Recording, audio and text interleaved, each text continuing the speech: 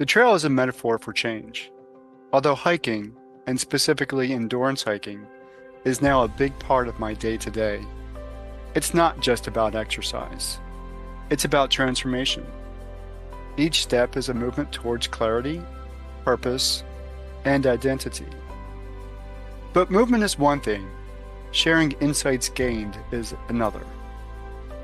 As a U.S. Marine veteran, I created this space to help other veterans gain clarity, purpose, and identity. Let's walk this path together. This is Trail to Transformation. Hey, welcome back, everybody. Of course, my name is Dr. Keith McNally. I'm here with Suzanne, and I got to say an apology, Suzanne, because when we did the very first episode, I forgot to really allow you to tell everybody who was watching the show who you are. So I need to go ahead and do that before we even get started with the conversation, because this is a real important conversation for both of us. Tell our audience who you are. Why, thank you. That's so funny because I didn't even notice. We were so excited to have our conversation. We just forgot that people need to know who we are to be interested to listen to us. But I hope you found that conversation interesting and all the ones that have been shared since then.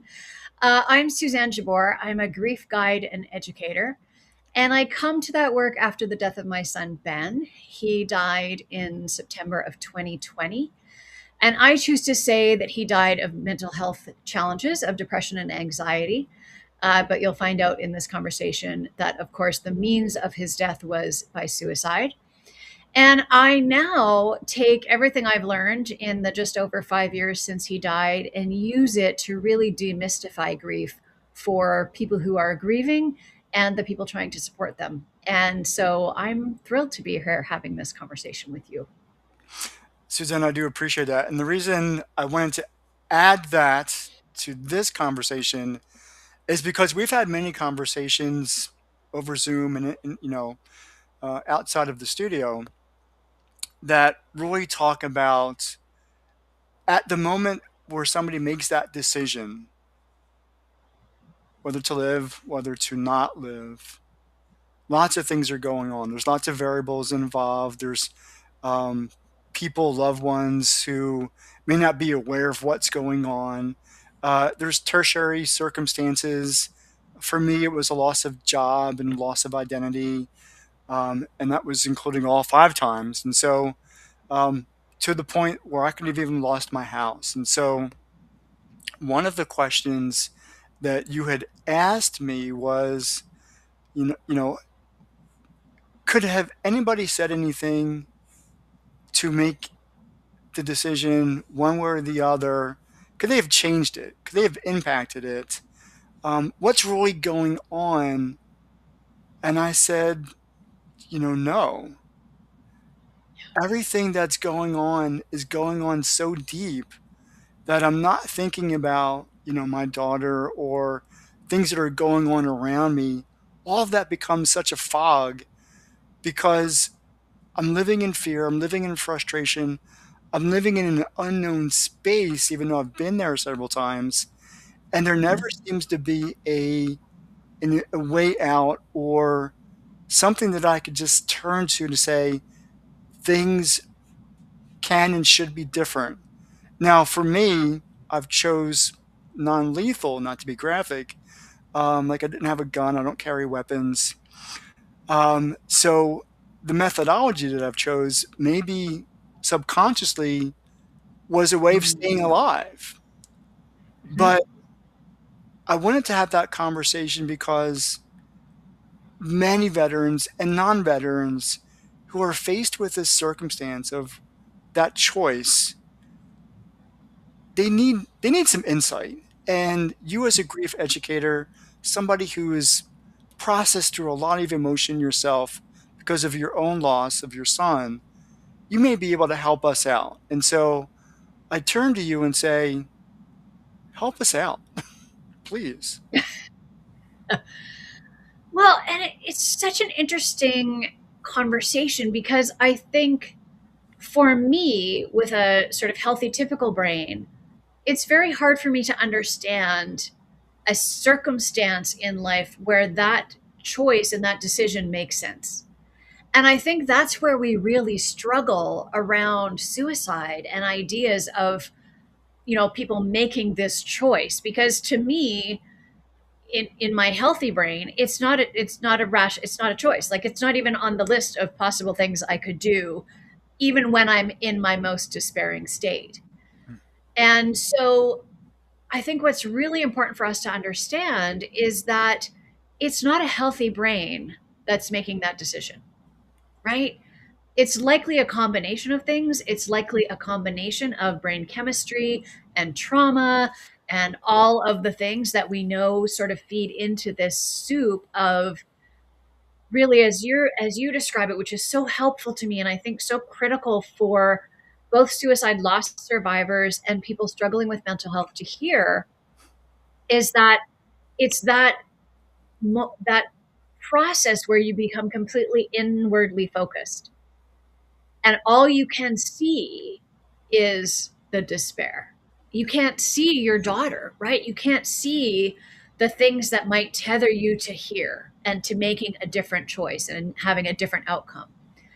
I do think it's really important to talk about, sort of access to lethal means, right? This is where the risks of, and I don't want to get on a gun platform, but there are risks to having firearms in the home, for example, because what might have been someone's attempt becomes completion because of the means that are available to them. So it's so many things for us to think about and be aware of.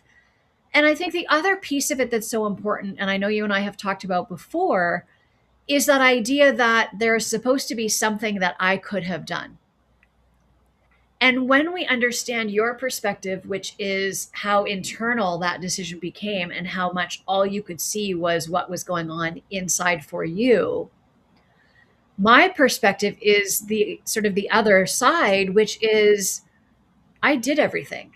If you look at that checklist, and Suicide Prevention Month was not, I can't remember what month that is, but it was not long after Ben died. And I remember one of his best friends saying to me, if I see one more of those, like the 10 things you should be doing so that your friend doesn't die by suicide, I need to scream, because she looks at that list and goes, yeah, yep, we were doing all of those things. When Ben died, he didn't have any indicators. None of his usual tells were present, because over the years that he struggled with his mental health, I had become kind of tuned into his tells when I would have to be paying attention and really watching out for his mental health and having conversations with him about it. None of those were on display. He had not withdrawn from his friends or family. He had not started to give away belongings. Like, all of the things you're supposed to watch for, none of those were present.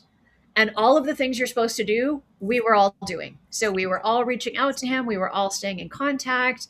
As I got to know his friend circles and know how in touch he was with them right till the very end, it's really interesting to have that realization that, yes, we need to do everything we can to understand suicide better, to create connection, to be doing all of those things on the list.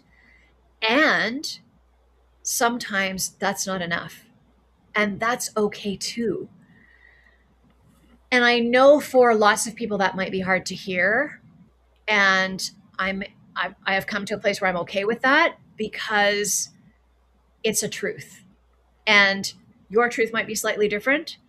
But for me, I know I did everything I knew how to do. We had accessed every resource that was available to us. We had made every decision we could that kept him as healthy as we could for as long as we could. And ultimately, his depression and anxiety turned out to be terminal. And there was nothing I was supposed to do to fix that. We don't have that expectation. No one would expect me to have cured his cancer.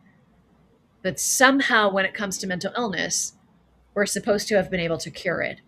So there's so many pieces that we need to break apart and break down and understand differently for us to achieve, our bigger goals of taking suicide off the table, of having that not be in Ben's demographic, 18 to 25-year-old males, I think at the time, and maybe still, was the second leading cause of death, like after car accidents or something.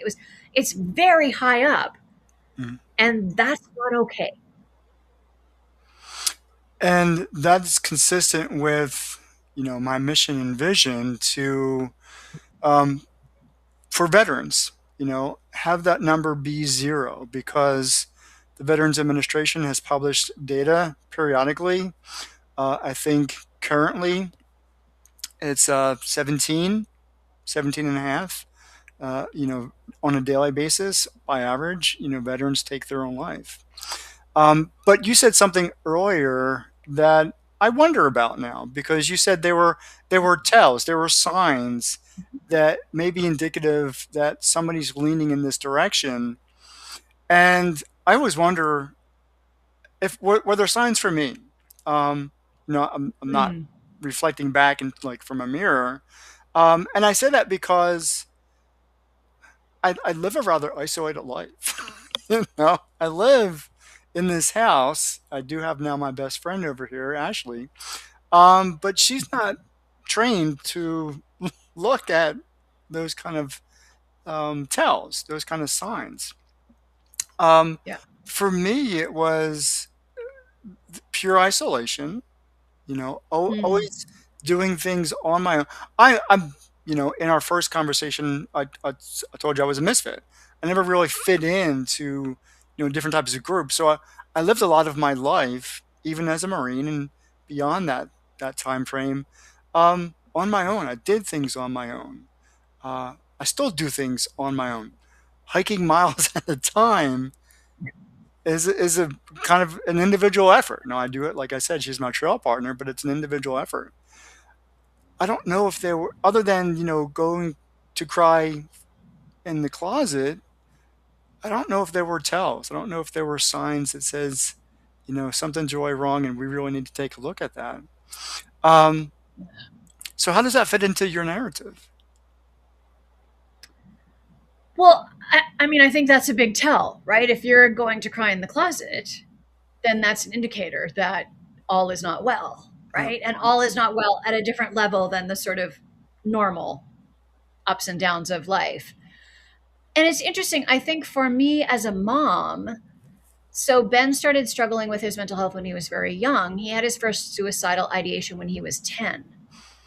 So I had been on watch for a long time and started to see, oh, okay, so one really big tell for him was around his clothes. He loved fashion, loved fabulous designer, expensive clothes, as well as his cheap and cheerful. He was very much a, blend the high and the low together kind of a guy. And if I peeked into his room and there were clothes on the floor, I knew all was not well.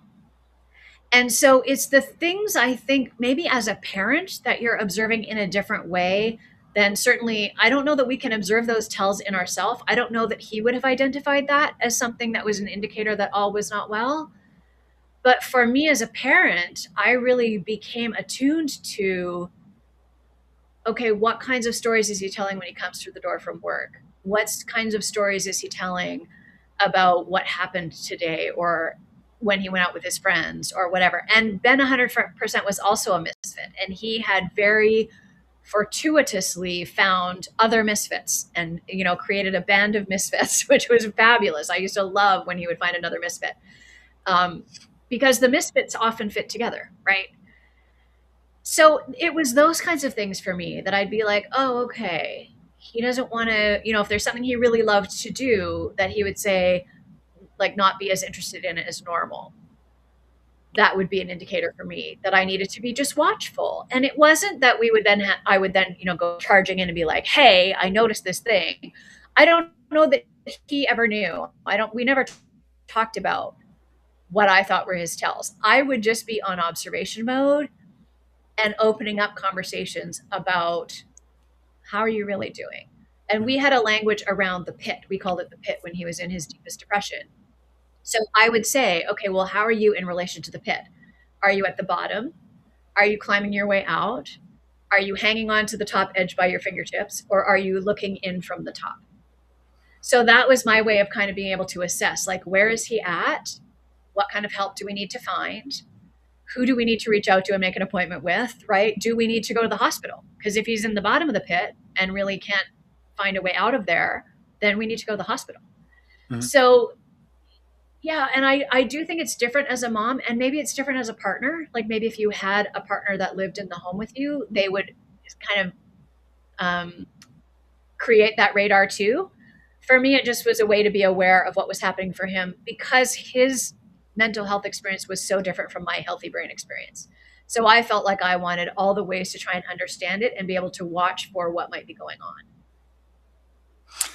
I like that you said you developed a language with your son, you know, revolving around this idea of his health, his mental health, and so, and Mm-hmm. he was able to express, for the most Mm-hmm. part, where Yep. he was in terms of what you called the pit.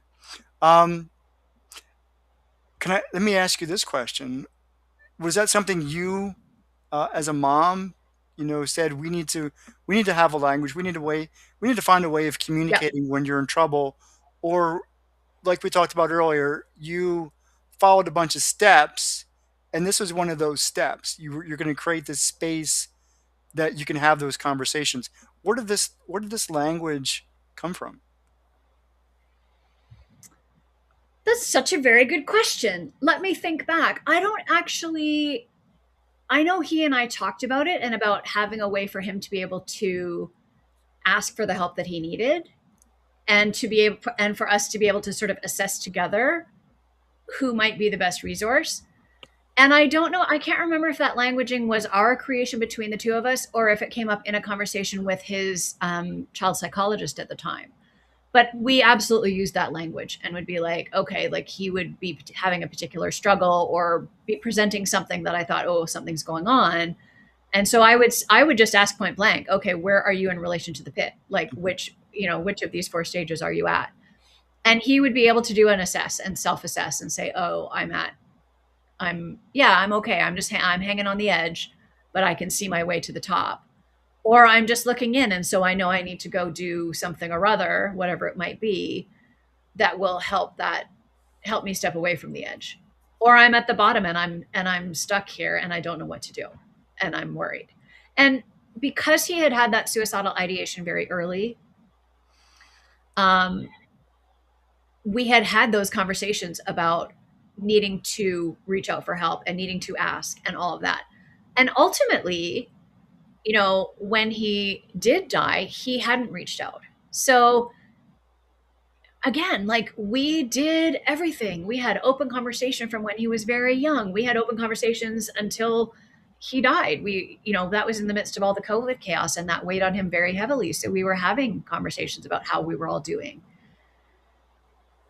And at that, moment, that planning, his planning process is a little bit different, I think, than yours. It was a little bit longer. And I don't talk about the specificity of how he died because that's just something I choose to keep private. But it wasn't an instant decision, and that to me is also really interesting. That even with all of this scaffolding around, there what that and that's why your information was so helpful. Like he's at that point so internalized that even all of that scaffolding isn't accessible to him. But I think for those who are watching or listening to this conversation, is being able to create those words, um, Mhm. to keep that conversation open and in a Yeah. non-threatening way. It's not like you said earlier, you're not trying to invade his space. You were giving him an opportunity in a very calm, very safe way to say, "Mom, this is where I am right now." And it didn't have to be, "This is where I was this morning," or "This is how Yeah. life was last week." It's really, "This is how I am right now," because now is important. Now is the most Hmm. important time in a person's life. It wasn't what happened 5 minutes ago. It wasn't what happened last night. It wasn't any of that. Where am I right now? If you could kind of have that conversation with somebody, that's so, so important because that's really indicative of what type of help they need. As you constantly, reinforce, do we have the conversation? Do we make him active, do something, or do we need to get him to the hospital? For those who are watching, what words are there specific words, or how would you create this vocabulary of conversation so that we can have conversations with people who struggle? I suspect that everyone's conversation is going to be slightly different, right? Because when we were setting up that language, he was 10. So I wouldn't necessarily have set up that language, though it's really effective, right? If you think about that sort of darkness of depression, um, it did feel to him like a pit. So that's why we called it that. Um, I think the most important language is the language you can use, right? Because if we get caught entangled in finding the right words or the perfect words or how should I open this conversation, the best way you know how, right? The most non-judgmental, open-ended way that you know how to do is how to start that conversation. Because the other thing I think that happens, and you can help me understand this better from your perspective, but for Ben, for sure, if someone was disingenuous or coming at him with some kind of scripted something they had learned, he was immediately out of the conversation. Like he had no care at all about anything you had to say. If you were the most brilliant healer of all the things, he instantly didn't care. So to me, it's more important to be genuine and open, probably a little bit vulnerable and uncomfortable, and name all of that. I can see there's something going on with you, and it's making me a little bit worried. And I would love to know what's happening for you right now. I Simple. Your words are the right ones. One of the things that has been possibly historically a myth is to never use the word. And I've been kind of shy about using the word suicide, even on my own show, because this publishes in different on different platforms, and I'm not quite sure. I don't want it to get flagged. Um, you can use the word in conversations with somebody who is suicidal because they're already thinking it. It's not that you're putting that idea in their head; it's already in their head. Yeah. And so, one of the things I like about this conversation is that you weren't afraid.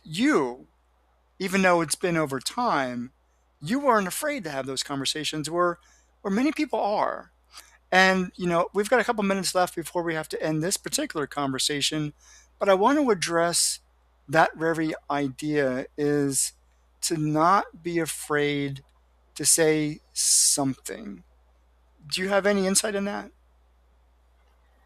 100% agree. Yes, yes, and yes. You are not going to plant the idea. This will likely be something they maybe have contemplated. And if they haven't contemplated it, you saying the word is not going to make them contemplate it. That's not how it works, as best we know at this moment. And you saying it allows them to say it. Hmm. Because if they're curious about it or wondering or contemplating or whatever, and you're able to open that conversation, you become a safe place. And what all of us need more of is safe places when we're having these big emotional mental health things happen to us. So if you saying, wow, like I listened to this show the other day and they were talking about this, is that something that you want to talk about? Opens the door for a conversation that is desperately needed.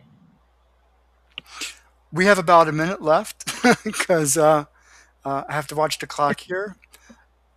Before that minute ends,